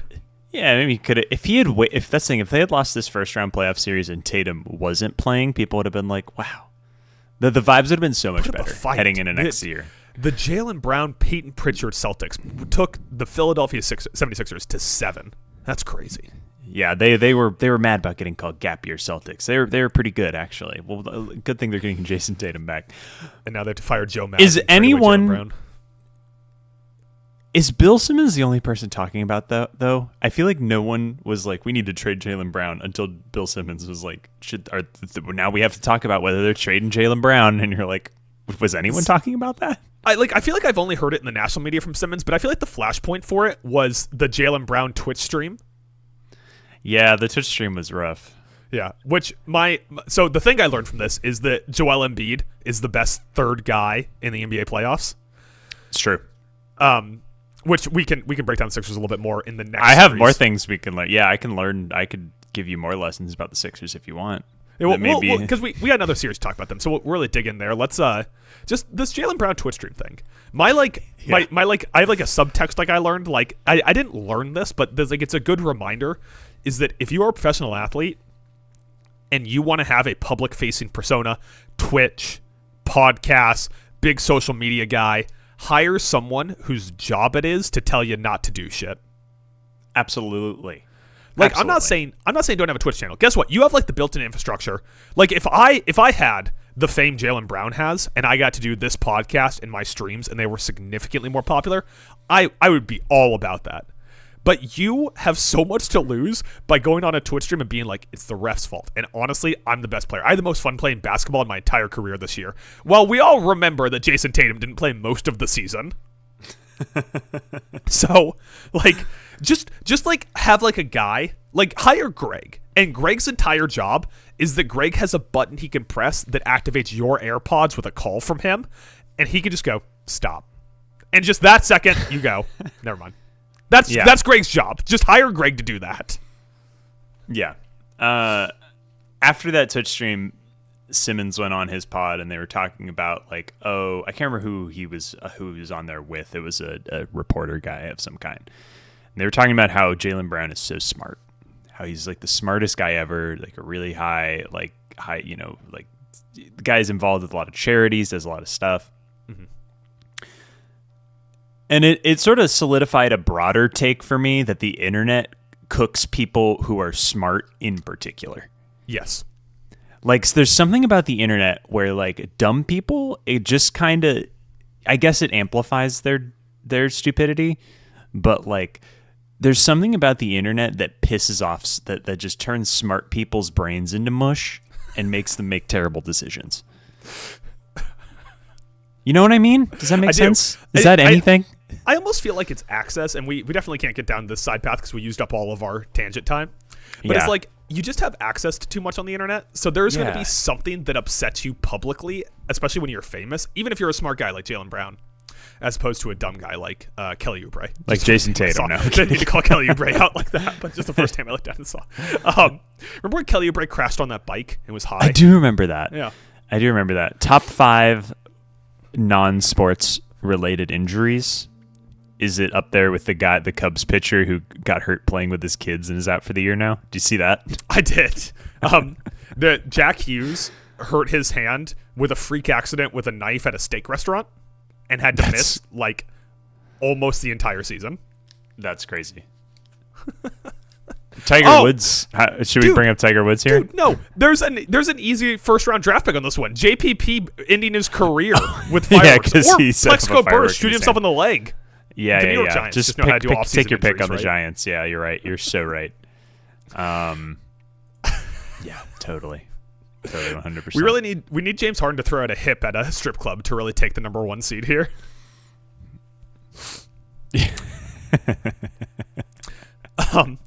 Stupid. Let's move on to Knicks Sixers so we can talk a little bit more about the Sixers. Knicks are currently up 2-0 after obliterating the Sixers in game 1. Game 2 is a little bit more competitive, but they turned the Sixers into a pile of mush in game 1. What have you learned from this series so far? Are we finding out the extent to which HGH sort of lasts in your system? And it was for exactly one playoff round? Yeah, if you take it in February, it lasts just about until the first week of May. Yeah, just about until the first week of May. That was what I was going to say about. That was my joke about the Sixers. Was that Paul George? We don't know what he took. Could have been anything. Could have been anything. It could have been. What if he was just ripping like ayahuasca? You know, they found ayahuasca in his system. You know, he just went full Aaron Rodgers. All they found was ayahuasca in the system and a note from Aaron Rodgers. Everyone likes to joke about Aaron Rodgers. That dude won 2 MVPs after he started doing ayahuasca. I just want to say, you know. So, do you think this podcast would take off if we started doing ayahuasca? It would for 2 years, and then everyone would kind of get sick of it and say we need to stop doing it.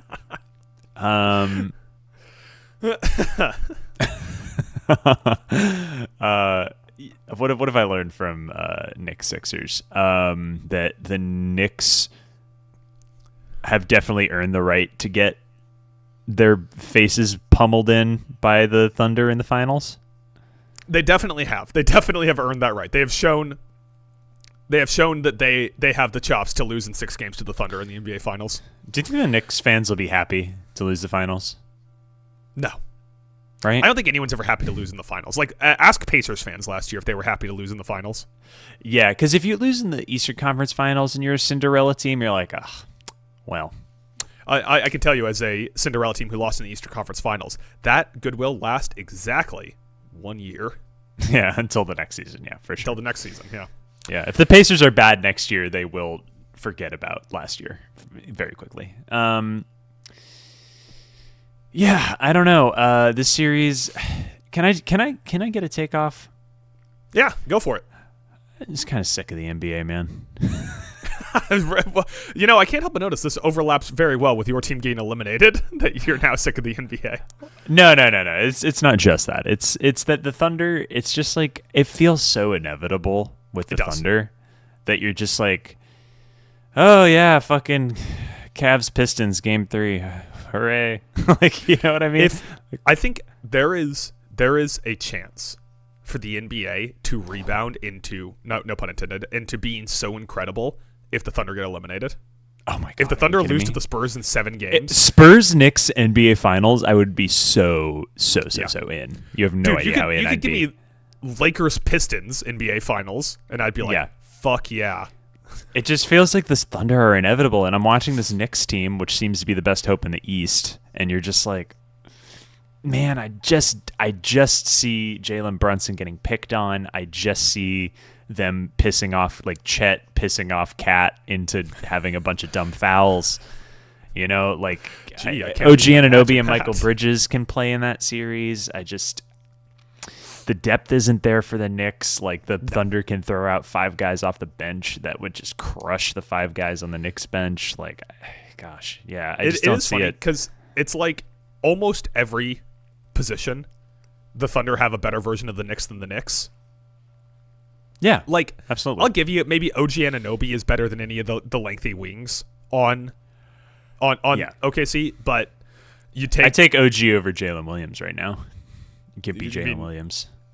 Jalen Williams, who has to have both of his legs held up while he's in a wheelchair so he doesn't injure his hamstrings again. Yeah, he should just do what is it called? What's that type of basketball called where they played in wheelchairs? Wheelchair basketball.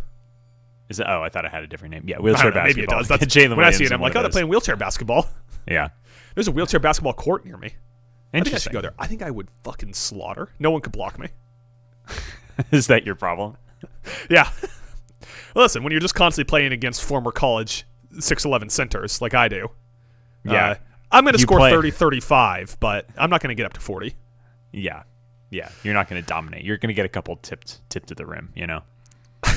Let me close the book on the 76ers here.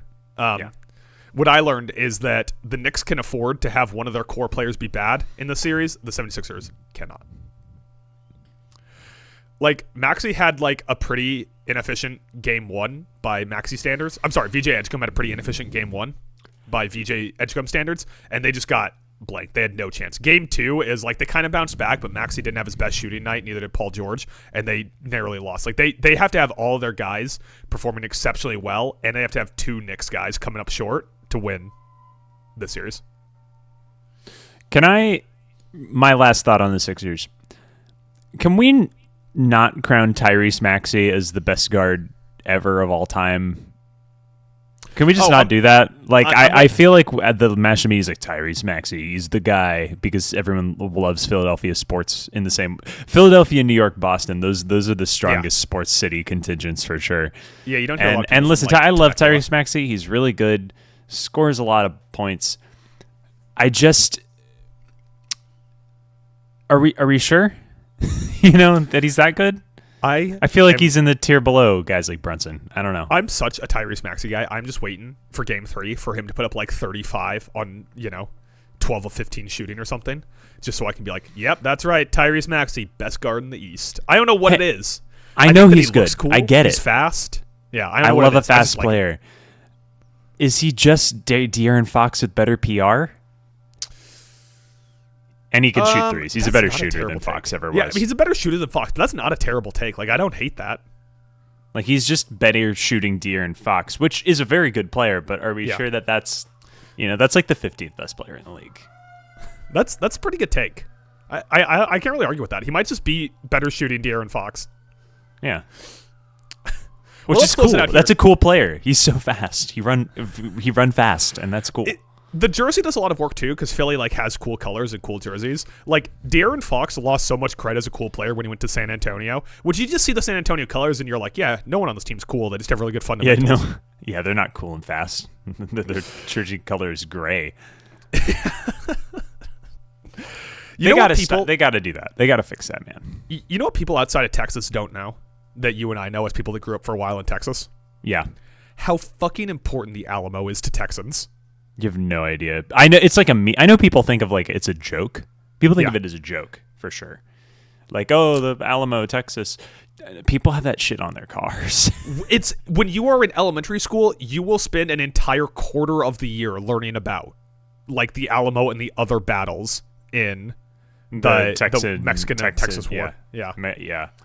And you know what sucks about the Alamo is I went to the Alamo. Kind of sucks. It just sucks. It's in the middle of downtown San Antonio, which is so crazy to think about. That they built San Antonio around. Like, you picture the Alamo, you're like, oh, that must be out in a field somewhere, desert, Stonehenge in the desert.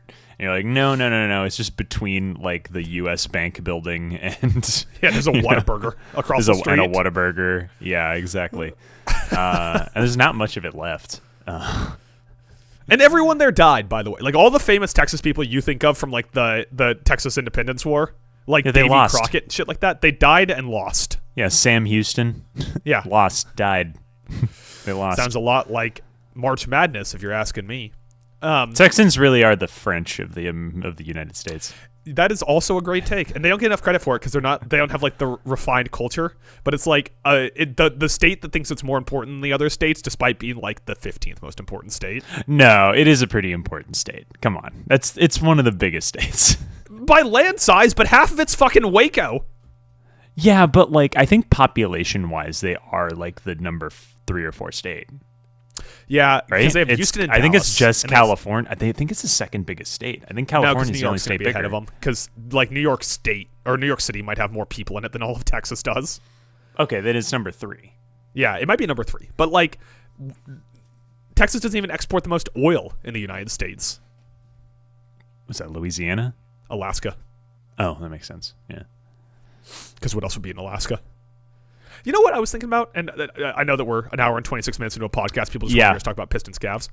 I was thinking about that's what people want us to talk about, right? Should I just go live in Juneau, Alaska for 2 years? I think that'd be cool. I feel like it'd be cheap. I could get a good house. I like the snow. Do you like it being sunny for 20 hours and or being dark for 20 hours? Yeah, that part would be a little hard. That's definitely true. So my dad used to have a restaurant. He worked for a company that had one of their restaurants was in Anchorage. What's the big city? Those are the two. Juneau and Anchorage. Yeah, in Anchorage. And he went there and he was like, it's so weird to be in the United States and people are sunbathing at 10 p.m. I'll make this promise now.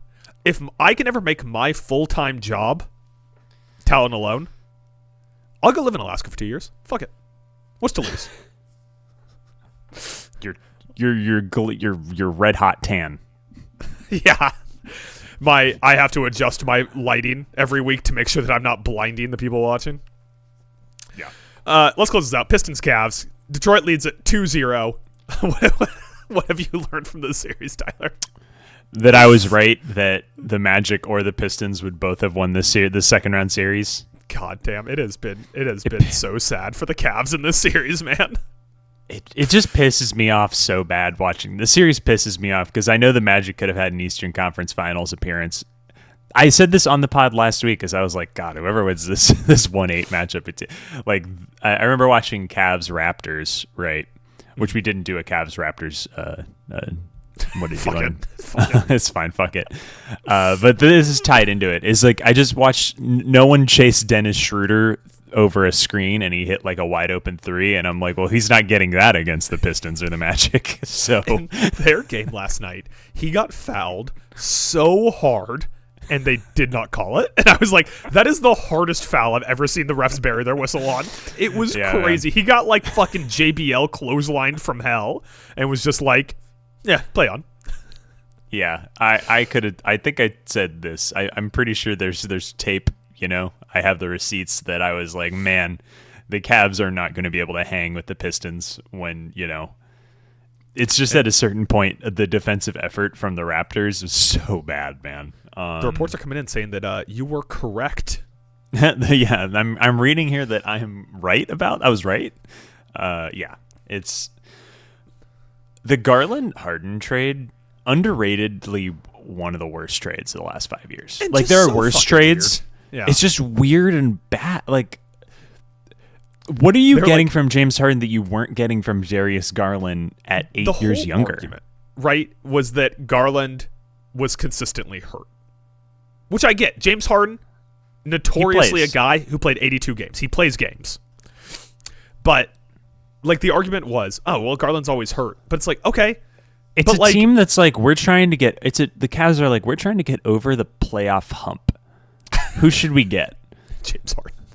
James Harden, a guy most famous for playing poorly in the playoffs, right? That's what James Harden's most famous for is being a regular season guy. I don't. It's just that trade was baffling to me when it happened, and it makes even less sense now. I think that it would be really funny if they fired Kenny Atkinson and hired Doc Rivers. I think that'd be really funny. I think Doc said he's retiring officially. Damn, just gonna do mid-podcast on the Ringer and everyone. He's just like, gonna Doc walk Rivers around is such a good podcaster. He's just gonna walk around pavilions in West Hollywood. You know. Yeah. You know, I have a buddy who ran into him in a grocery store once. Oh, really? Was it me? Yeah. Yeah. I wish I could remember what was in his cart. I wish I could remember what he was chowing down on. That would be. He did have a cart though. It was not a basket. Oh, like the 2-tier one, or like the one he was holding? Oh, sorry, like a push cart. Got it. Yeah, like a shopping cart, like a classic normal shopping cart. Yeah. Well, good for him for going out and shopping instead of like Grubhub. Hiring someone to do it. Yeah. How do people buy groceries online? Instacart. Instacart. Thank you. I could picture the app's badge, but I couldn't remember the name. I've never used it. Yeah. I assume does he live in Beverly Hills? He's got to, right? That's why why else would he be at a grocery store there? Scouting the Clippers? I guess. But that's on the north side of LA. That's so West Hollywood is like a full hour and a half from Inglewood. Yeah. Scouting the Lakers? It's so far. It's a full 45 minutes from downtown. Fucking I know then, man. Scouting. He's got to live in Jose Beverly Sharks. Hills. He definitely lives in Beverly Hills, and that's the closest grocery store. You gotta listen to like 15 minutes of the hockey pod that's going up today, where I continue to speculate on where things in California are relative to each other because I have no idea where Anaheim or San Jose are relative to LA. Anaheim is like Gary, Indiana.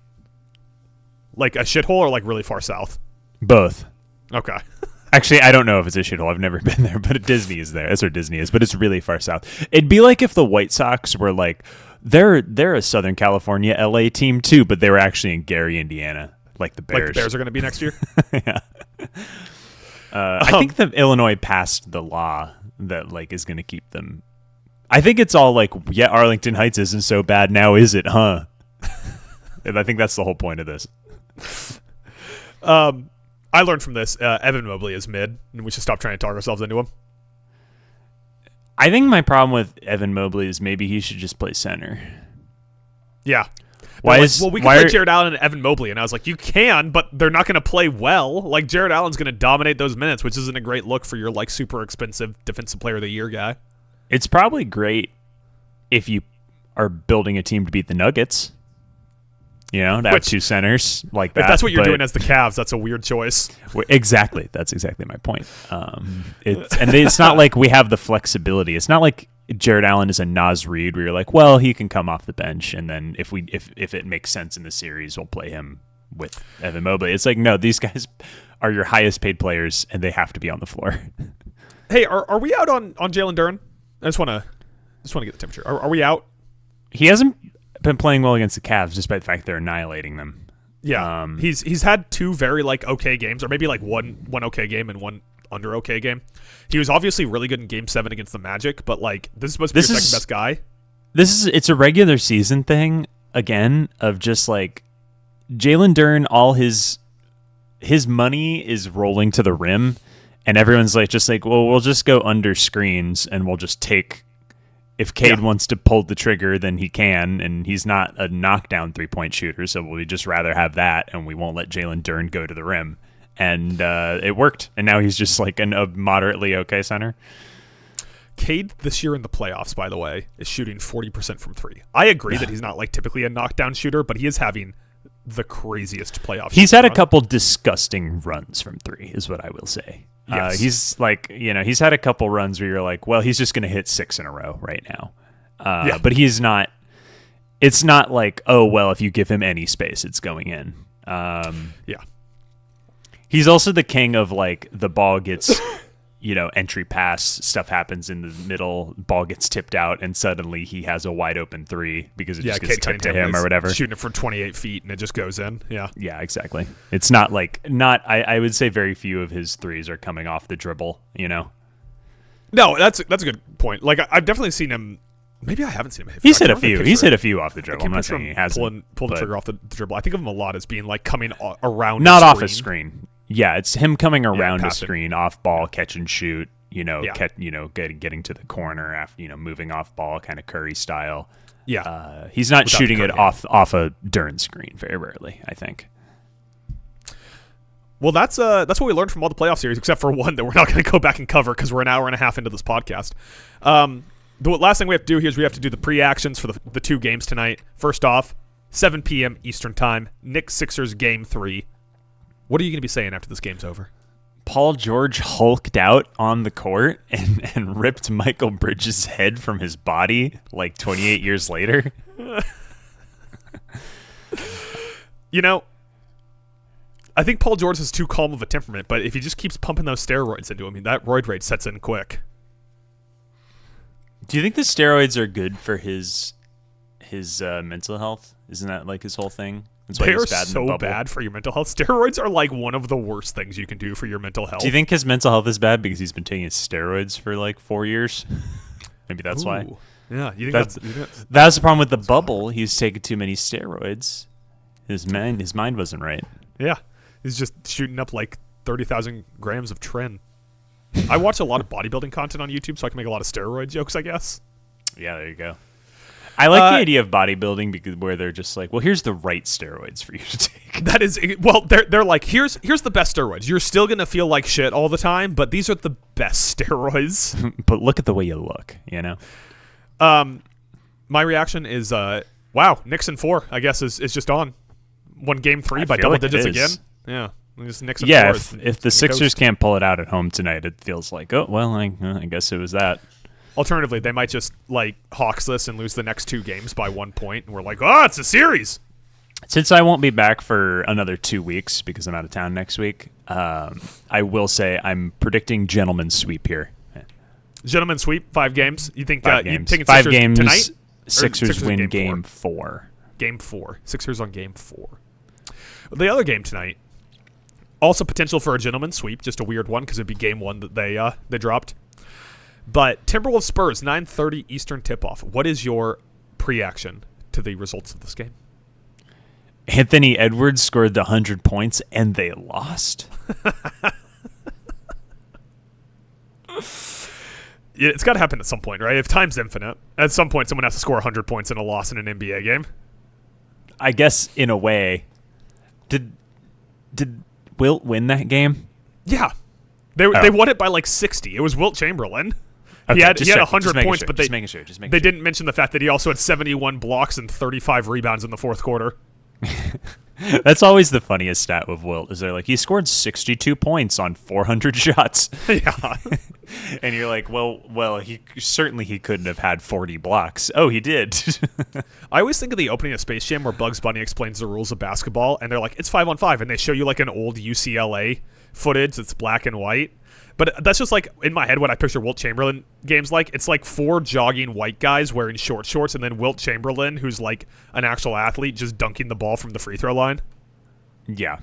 The idea, anytime people are like, would Wilt be good in the modern NBA? You're like, I don't know, maybe. Probably not. Yeah, he's like a 7-foot athlete. Like maybe he's Andre Drummond, but I don't think that he would be like. No, he's a little lither. He wasn't as dense as Drummond. Yeah, you start doing steroids. That really did. Nick Claxton. You think he's more of a Claxton? Nick Claxton, the Wilt Chamberlain 2026. Somewhere Nick Claxton just got so excited and doesn't know why. Yeah. My name got mentioned in the playoffs in relation to the playoffs. Someone said my name. No one said my name for weeks. Was Nick Claxton on the Durant Harden teams? Was that before his time? He was on there. Okay. He's just a deep bench guy because they also was Claxton on the D'Angelo Russell Nets team that went to the playoffs? I don't remember. How old is it? That's what I'm trying to figure out. How long has Nick Claxton been around? Was he on the Kenny Atkinson Nets? Is D'Lo on the Mavs right now? Still, yeah. I think so, yeah. My reaction to this game. The Ayo Dosunmu game, part 2? Is he back tonight? Yeah, he's back in the last game. He only played 10 minutes, though. Oh, well. Off the minutes bench, restriction. Dosunmu, 41? Adam Silver's banned minutes restrictions, 48 minutes from Dosunmu and Anthony Edwards. Oh, well, that's everything we got here. I think the NBA lottery is going to happen before you and I do our next pod. Any really cool predictions for that? Warriors, Thunder, the top happens 2. It happens on Sunday. Yeah, it's on 2 Sunday. days, yeah. Warriors, Thunder, top 2. Yeah. Let's see. Wizards get like the 5th pick again. The Thunder would really have to jump to get there, but I wouldn't hate it. I wouldn't hate it. Like at this point, let's just go for full chaos. Give them the 1.5% chance of the number 1 overall pick. If the Thunder have the number 1 overall pick, take a year off from the NBA, you think? Take 10 years off from the NBA. Next year will be the last year that player is not that's going to be the worst that player will ever be. I think if the Thunder end up with the number 1 overall pick, Adam Silver should force them to move back to Seattle. Yeah, could we have them in a cool city at least? Jesus. Yeah. I'm sorry, Oklahoma City, but God damn. Before the Thunder moved there, they were known for the largest bombing on American soil. That is not a great track record for that city. It's not even like Tulsa. Tulsa has like a thriving like arts community and has like a lot of history. Like Tulsa's the cool city in Oklahoma. Oklahoma City's not even the cool city in Oklahoma. All right. Well, let's get out of here. But as we always do, since we don't do predictions on the way out the door here. Well, do you have any plugs? Anything you want the people to know? You keep asking me, and the answer continues to be no. Oh, I'm gonna keep asking. I'm in the lab. I've been in the lab for 2 years, but here we are. T-Car on Letterboxd. Yeah, T-Car on Letterboxd. Watched After Hours last night. You could see that. Good. That's You've a pretty good. You've been catching up to me. Pretty good Scorsese movie there. It's what it feels like to be alive in 2026. That was my Letterboxd review. This is what it feels like to be alive. In 1985, that was like, wow, this is what it must feel like to be out late in New York in 1985. And now it's just what it feels like to be alive in the United States at any time of the day. How many mentions of Evan Mobley are there? 1, 2, They were like, guys, you don't know this.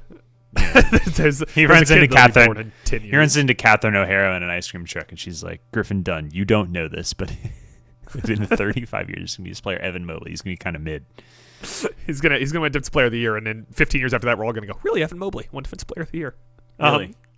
If you look at Defensive Player of the Year, there's a few like, I guess that Marcus guy won Smart? it, huh? Marcus Smart? Marcus We Smart? gave it to Marcus Smart, huh? That's like when we gave Patrick Surtain Defensive Player of the Year in the How NFL. dare you? How dare you? On this podcast to talk down defensive backs. I'm Adam, big DBs guy. Like I said, the website name was almost White Guys Talking White Safety. So, You must be thrilled about the Bears draft pick then. oh yeah, Dylan Thiedemann, we're all in. I'm already getting the tattoo. I got to schedule. The aesthetic of the Bears defense just improved significantly. I don't know what it is when there's a white safety on the It just like, especially like when you talk about like Eric Weddle or I'm Harrison talking Smith. like purely like it's just like a differentiator where you're like, oh, like if like last year you're like I have to kind of like, is that Wait for the Byard or numbers, Brisker? And now you're like, I know instantly where Colby Bryant is. I know instantly where Dylan the Thiedemann Edelman is. Yeah, That's the you nice just thing follow about the happenings easier. it's the nice thing about watching the Denver Broncos defense is when you're grinding cornerback tape, you look and you're like, oh, I know which side Riley Moss is on. Yeah, I don't have to be like, which side is Surtain on? Because Surtain goes both sides, right? He's not a one-side Surtain corner travels, guy. Yeah. So you don't have to figure it out. You just know instantly. Isn't that you're nice? Like, you're just like, huh, yep, there's Riley Moss. I'll go look at the other side of the field. I mean, you could watch Riley Moss if you want to just watch a guy get fucking cooked. Yeah, if you want to watch a lot of pass interference Get penalties. fucking picked on, dude. Get picked on. That dude gets picked on like Reed Shepherd.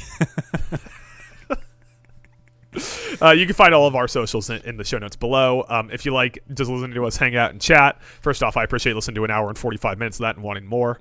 But you can check out our YouTube streaming channel at Talent Alone Streams, where we stream and play video games and all that nerdy shit that makes us much less cool because things used to be cooler. If you're listening to the audio version of this, first off, follow us on Spotify. I'm so tired of Spotify every week being like, it's really surprising you don't have more followers with the size of this show.